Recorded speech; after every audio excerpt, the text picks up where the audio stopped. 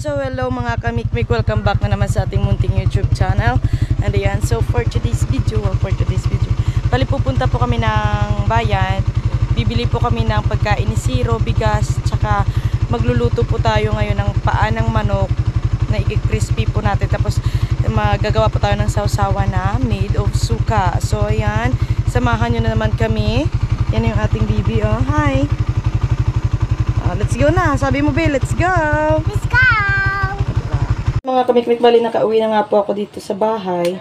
So ilalaga na po natin itong paa ng manok. Yes.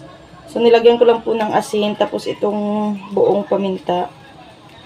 Ayan. Ayan. Tapos ilalaga ko na po ito. Ay, ito may luya. Ay, wag na lang, mamaya na lang sa ano. Tapos i-adobo ko po ito mamaya. Pagkatapos pong tanggalan ng ano ba, ng buto, lalagyan ko po ng dahon ng laurel. Ayan. So, ilalagay na natin ito. Sasalang ko na ito.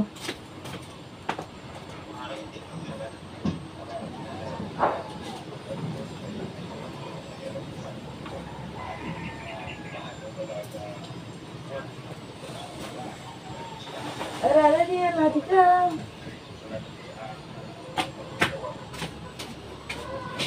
Paa ng manok, gagawa po tayo ng sausawan. So, syempre, pag suka, dapat may pipino. Wait lang.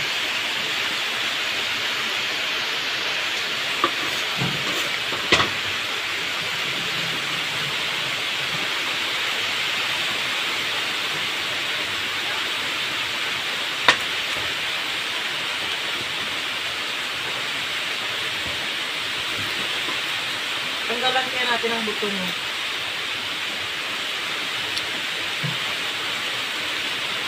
Tama, iba pa eh. Kunti lang naman.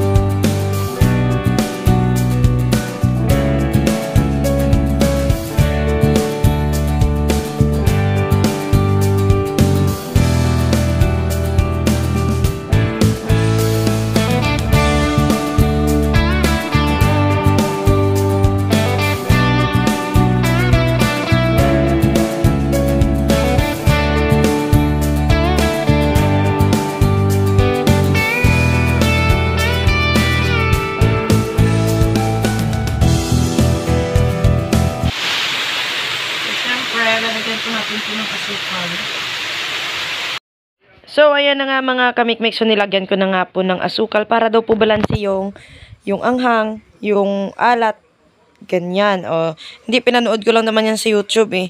So, ayan, dahil po may available din po na, na paminta po dito is lalagyan na po natin.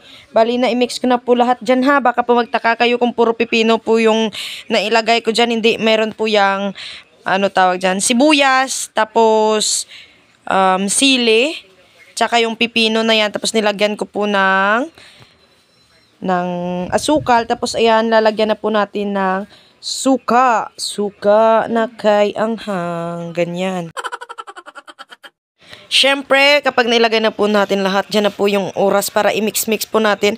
Haluin po natin sila. Hala, ayan, mikwalos kaya. Wala to, oh. Yan. Diba? Tingnan yung mukha, mik-mik, oh. Sige. Pero parang mas, parang mas madami yung sahog kaysa dun sa sausawan eh.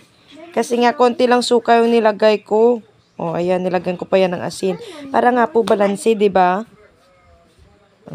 Halo ulit. Pero parang natatakam na smik-mik eh.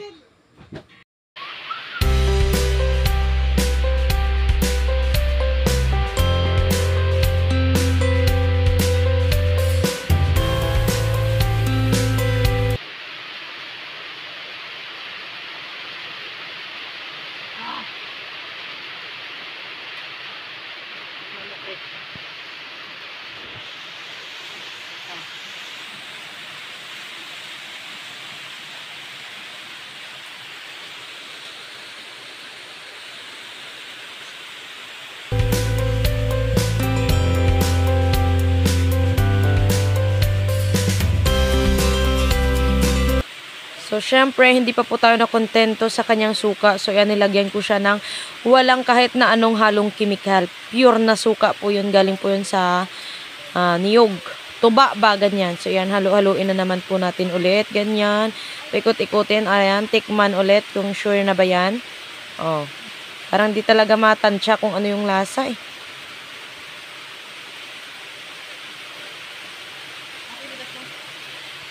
So, ayan na mga kamitimali. Yes, luto na po yung ating paano no. So, tatanggalan na po natin yung mga tawag yan. Uupirahan na natin sila.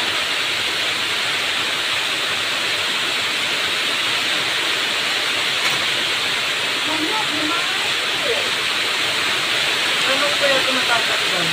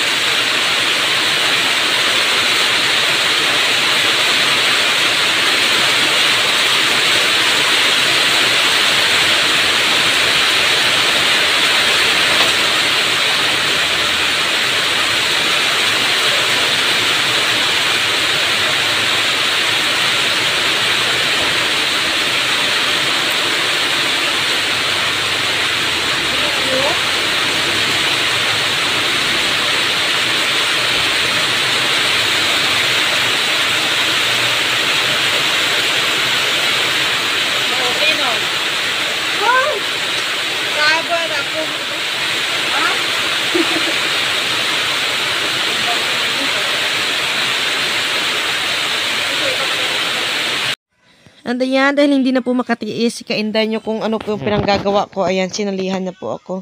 Oh, tingnan nyo kung alam din niya ha. Diba? Wala. Wala rin. Tapos na pagdesisyonan po niya, sabi niya, hirap naman ito ga. Sabi ng ganyan, ano mo na lang, adobo mo na lang ga, na buo. Sabi ng ganyan, putulan mo na lang ng mga kuko, diba?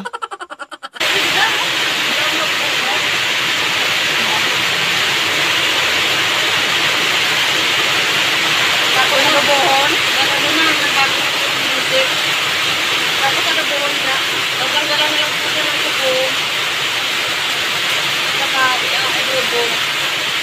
Tapos, itutuloy na naman ulit.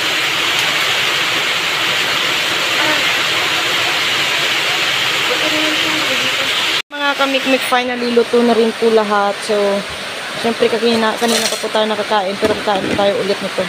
Wait lang. Yan siya. Ito.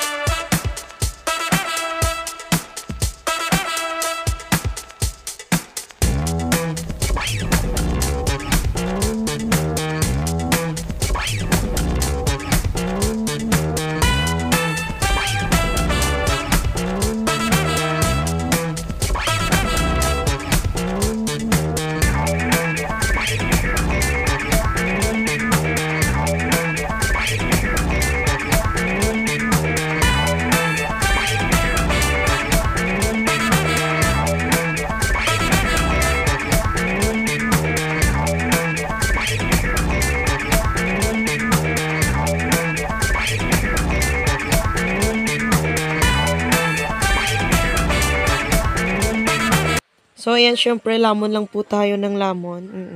Dahil kami lang po yung... Oy, Diyos ko po. Sige, ayan, Mik. Sige, kain ka pa. Kaso nga lang mga kamikmik, yan po kasi yung mahirap kapag meron pa pong buto yung paa ng manok. Kasi nga po, parang abala ba sa pagkain, ganyan. Kasi nga, pag wala po siyang boto, basta yun. Pag wala po siyang buto, tulan ba, ganyan. Pag wala po siyang buto, edi kain lahat. Hindi mo na kailangan iluwa pa yung buto niya. O di mo na kailangan tanggalin pa yung buto. Kasi nga, syempre pag tatanggalin mo dun, Mikmik, wala na ngang buto. Ano ka ba? Ang hirap mong kausap, day.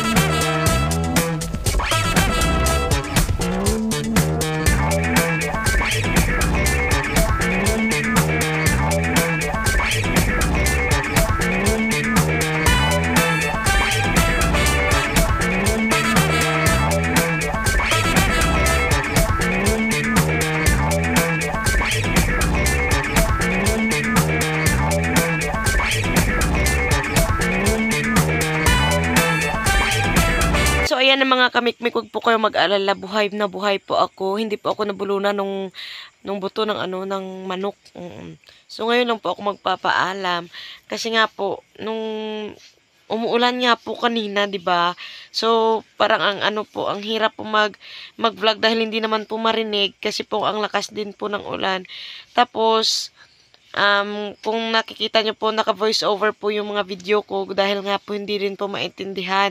So, umuwi po kami ng Romblon. So, yung mga nadaanan po namin mula Minanga hanggang dito po sa Romblon is grabe na po yung tubig. Bumabaha na po, hindi na po ako makapag-video dahil nga po sa gitna namin is si Shan, dala po namin si Shan. Tapos, humahawak pa po ako ng payong. So, hindi na po wala na pong kamay na makakahawak ng cellphone ba, na camera ba, ganyan. So, hindi ko na po napibidyohan para po sana ipakita ko sa inyo yung mga kung gaano na po kalalim yung tubig, ganyan. So, pagdating po dito, kapag talaga pong sa ganyan ba, sa probinsya ka, parang ramdam na ramdam mo yung lakas ng ulan, ramdam na ramdam mo pag may bagyo, pero kapag nasa bayan ka, andun ka sa boarding house, wala lang. Umuulan lang kapag andun ka sa loob, paglabas mo wala lang, parang wala lang nangyari, umulan lang, ganyan. Kasi nga hindi mo rin makikita yung baha, hindi mo makikita kung gaano nakalalim yung mga tubig, ganyan. Pero pag umuwi ka ng Romblon, doon mo makikita talaga na grabe ang lakas na ng ulan, tapos mataas na po yung tubig, ganyan, umaapaw na hanggang sa kalsada, ganyan. So, ayan, buti na lang nakauwi na po kami. So, hanggang dito na lang po itong ating video mga kamikmik, at sana po ay nag-enjoy kayo sa pagpapanood po nito ng ating video. Yan, abangan nyo lang po susunod natin mga update. I love you all, God bless you all, bye bye bye! Bye! Bye-bye.